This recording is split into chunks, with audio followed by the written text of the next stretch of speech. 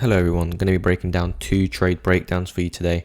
Going to be really going over both the execution side of things as well as one trade I lost, one trade I won. So let's get into that straight away. So to begin with, we'll start off with a bit of context on the loser because that's the first one I took, and this was actually heading on Monday, and this is all kind of in relation to a bit of news, a bit of learnings I had on myself that day, which I think would be important to break down. But you start the day off, around this price section here, and to note to myself, I had a high hit rate level coming in just below here. So if we just put this onto green, this was your high hit rate level. So my idea for the day at the time was any sort of move up, I was looking to short, should we get the opportunity to at least target back down towards these lows for a TP1 on any trade.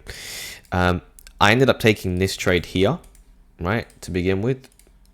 Just highlight this, right. I took this trade here, anticipating the high hit rate level to be hit. If we turn on VWAP really quickly, all that ended up happening was you came into VWAP and you got the bounce. Now, how and why did I get this wrong? But also, why did I actually execute this trade? And to do that, we'll just head over to XO to really break this down here. So just make sure it's on XO. Yep. So essentially going through this now, if we just head back over to the 15-minute. Up towards this high, what am I liking to see at levels of interest? And in this case, right, you can actually see there's a lot of things and factors that I've been at least teaching you throughout all these videos that hopefully you've been paying attention to, where you've got the open, it wicks up to here. You've seen a spike in volume, definitely. You've seen liquidations occur. This is on the inverse, so this is also definitely 150k. 18.1 million, that's a volume spike, liquidations, and then you've also got extended delta, which I described in a lot of detail last video. So if you don't understand extended delta, go and watch that, as well as the POC into the high. So basically where the final delta is 550k, and the delta max in this case, because you're looking at the high, is 4.5 million. That's a massive swing in the delta. Okay, this could take me back down to the lows. I'm going to talk you through why things I could have improved on here. It just ended up hitting the V up and seeing a bounce before a large drop. This was the second trade I took, but further reflection on this trade here, what actually, could I have noticed here in this case to kind of prevent this from happening? And I'll bring you back over to TradingView just briefly. Okay. So if we hide all of this and bring this over to Coinbase, because this was like the most important thing for me and something I've been paying attention to very, very closely as of late, and I'm always paying attention to this stuff. So these are just round numbers. I've always got like the round 26.5, 27, 27.5, 28, 28.5, and basically I like the high on Bybit. So the Bybit was a nice high, even on here is a nice high. However, I always need to see Coinbase take like these round numbers. So for example, when you front run, I discussed it before as well, like on Coinbase, you can see it's front run at this 28,500. So where people's liquidity stops, whatever it's going to be, you can see here, the high at this specific candle was 28,498.9, right? And I'm thinking, okay, this, I didn't spot that at the time. So I kind of had to go after the end of the day and go revisit, okay, how can I integrate this into my workflow so this doesn't happen again and I don't miss something like this happening? Anyway, it doesn't take it. You then get the drop. It then rallies again to then finally do take that 28.5 liquidity, okay, through obviously this kind of spike here through the level, taking those stops. And I thought I'd just mention this to you, and you could see this isn't random. These really round numbers, they work really well on Coinbase, and I'm paying attention to them quite a lot. Even down here, you can see 26,000, 25,000. Even up here, 28,000. And it doesn't have to be the first touch, but the first touch after a period of time is always really, really good. Even at 28, so at 28.5 paid well. So there's a lot of examples of this. Even going all the way back, you can just see nice being resting liquidity upon all of these levels. So I thought I'd point that out to you. And as to why I missed that trade, I didn't miss it, but I got it incorrect in terms of anticipating the high to be taken. So hopefully that makes sense. Now, dragging it over to the secondary high here, which is the one I took the trade off of, we actually had a news event coming in at this time. Now, honest to God, honest truth, I had no idea what, news event actually was going on at the time. I'm just aware, okay, there is a news event at this time. I'm expecting volatility, and I don't need to know what the news is. I just need to know when the volatility is in order to actually look for potential volatility. And I thought at that time, it could the volatility time could strike and it could just dump at that time before obviously hitting my high hit rate level. But obviously we then got this secondary move up, which then played into my hand, where I'm anticipating this move back down. This move back down. So let's talk about the order flow a little bit. Just maximize this screen, increase the tick size to 20, bring it back over to trading view, I should admit. I'm anticipating these moves back down. So if we're just looking at trading view or XO charts here, for example, we actually have that 28.5. So if we just mark this out,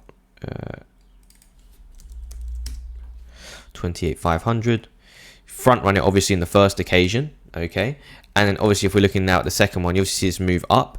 And interestingly enough, again, using this what where kind of method, where you can go, okay, what's going on within the candle? Open interest increasing, positive delta. That's new longs within this candle here. Where are they coming into play? They're coming into play, where the point of control is, just above and below that point of control. The text format I've got it set on is new shorts on the left, new longs on the right. You've then seen this move towards the upside, okay? Massive, large, well, we'll actually replay it here. Replay from here if it wants to work. It doesn't want to work. Okay, well, what we'll do really quickly, we'll try it one more time. And if it doesn't work, well then, okay, there we go. Got it working. We'll hit the pause button and we'll put it on like 10x. Because I want to talk you through this, because generally, right, pause this right here. Generally, you would want to wait for candle close, and that's what I would recommend to certain individuals. But for myself, I've been trading stuff like this for a long time now. Well, that's 3-4 years. And I can anticipate essentially when this candle's going to be performing a trap value area and so on and so forth. And in real time, as soon as I see this, like literally this, what we see on screen right now, because my entry was literally at 28,483 or 484. So this is like $2-3 below literally where I actually entered. So it was around here. I'm noticing a few things, and this I'm going to go into really big detail here, because I'm looking at directly the shading color. So I'm thinking, okay, there's a lot of buys going on up here. I don't need to even know the text what's going on. I just need to know there's a lot of buying going on up here. People getting stopped out because the text is only going to show new positions. So people are actually getting stopped out of this move here, right? And then obviously I'm thinking, okay, this is aggressively coming back down. I'm anticipating these new longs in the previous candle to be trapped. So I'm entering here with my stop above the absolute high in this case, okay? We then obviously get, you can see here, you get a bit of this movement. It's dropping. Even at this case would have been an acceptable entry here, to be honest, thinking that, look, these longs here are now going to be coming trapped, right? Even in this case, you're thinking, okay, it's continuously going. And look at the delta, right? You're going to have massive delta discrepancy here, where the final delta is negative 2.3 million or whatever it is. And the delta max is 1.7 million at the high. So you can see here that, again, you're trapping these longs who entered all here. They're just becoming trapped, and it's not looking good for them. And obviously, as you fast forward, in terms of trade management on this trade, just heading back over to trading view now. In terms of trade management, just bring this back up. Where is this? Obviously, what I said at the beginning of the day was I had my high hit rate levels just below here. So I had like a it was an immense setup day, even with the first one being lost, right? Because my first TP wasn't hit until these lows were swept, right? And that was only 50%. So I'm still actually holding some of this position right now, like 20%, and I'll close that on a sign of strength. But I wanted to talk you through that as to how I kind of didn't recognize the round number here when I should have. And that obviously led to a bounce from VWAP to then sweep that liquidity to then now see the lower prices. And yeah, it's just about playing my bias at the end of the day. And the best way I can do that is by remaining patient and waiting for high probability days like this, where price is trending away from a high hit rate level. And then you obviously get one opportunity, two opportunities. And again, I must know, if this wasn't at just front running a round number, a large round number, I would say it's a really good trade. That's the only thing which caught itself out there. So if you are reviewing the order flow and want to go over that, I definitely would recommend going, okay, this is a good trade. This is a good trade. Just literally just that round number is the thing that came into part there, which in my opinion allowed price to spike higher one more time upon the news event. Trap those even further new longs, stop out some more positions before seeing the move down. Again, I'm covering this stuff and releasing the high hit rate levels on a daily basis, kind of on Luxury at Twitter. So go on Twitter, type in at Luxury with an extra Y on the end, and you'll see all of that information. But yeah, hopefully you found this valuable, and hopefully you gained something from it. Thank you for listening.